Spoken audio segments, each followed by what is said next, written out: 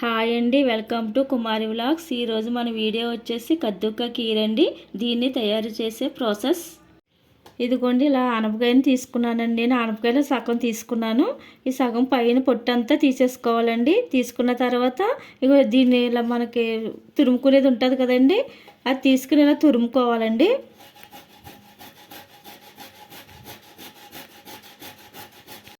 ఇదిగోండి, ఇలా తురుముకున్న తర్వాత ఇలా మధ్యలో ఉన్న గింజల పాటు పడేయాలండి. ఇదిగోండి, పై పాటు మాత్రం ఇదిగోండి ఇలా తురుముకోవాలి. ఇదిగో తురుముకున్న సొరకాయ అండి, నాకు ఒక కప్పు అయిందండి. ఒక కప్పు సొరకాయ తురుముకి ఒక కప్పు షుగర్ అండి. ఇంకా అలానే 10 ఏమో బాదాము, 10 ఏమో జీడిపప్పు అండి. ఇది కోర్స్గా మిక్సీ పట్టుకోవాలి. ఇదిగోండి, ఒక కప్పు సగ్గుబియ్యం తీసుకుని శుభ్రంగా కడుక్కోవాలండి. 2-3 సార్లు కడుక్కున్న తర్వాత అరగంట నానబెట్టుకోవాలండి ఇవి.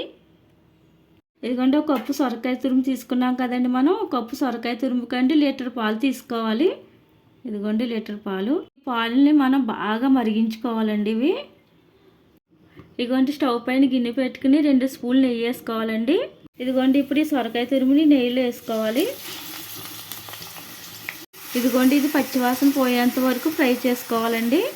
ఇదిగోండి, ఇలా మొత్తం బాగా ఫ్రై చేసుకున్న తర్వాత ఈ సొరకాయ తురుముని పక్కకు పెట్టుకోవాలి. ఇగో చూడండి, పాలు ఇలా మరిగిన తర్వాత ఇక అరగంట ముందు నానబెట్టుకున్నాం కదండి, సగ్గు బియ్యాన్ని పాలల్లో వేసుకోవాలి.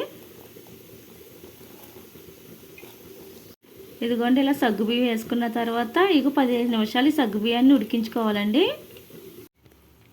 ఇదిగోండి, సగ్గు బియ్యం ఇలా బాగా ఉడికించుకోవాలండి. ఇదిగోండి, వేపించుకుని పక్కకు పెట్టుకున్నాం కదండి సొరకాయ తురుముని ఇప్పుడు ఈ పాలల్లో వేసుకోవాలండి.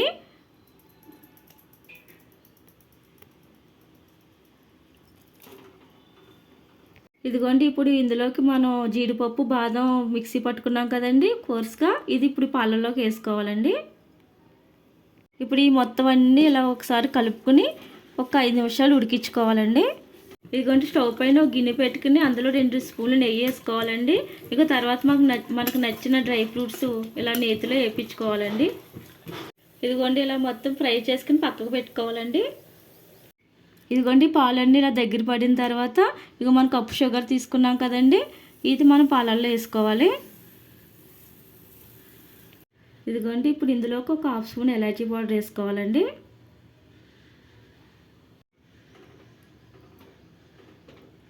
ఇదిగోండి, ఇప్పుడు మనం ఫ్రై చేసి పక్క పెట్టుకునే డ్రై ఫ్రూట్స్ పాలల్లోకి వేసుకోవాలండి.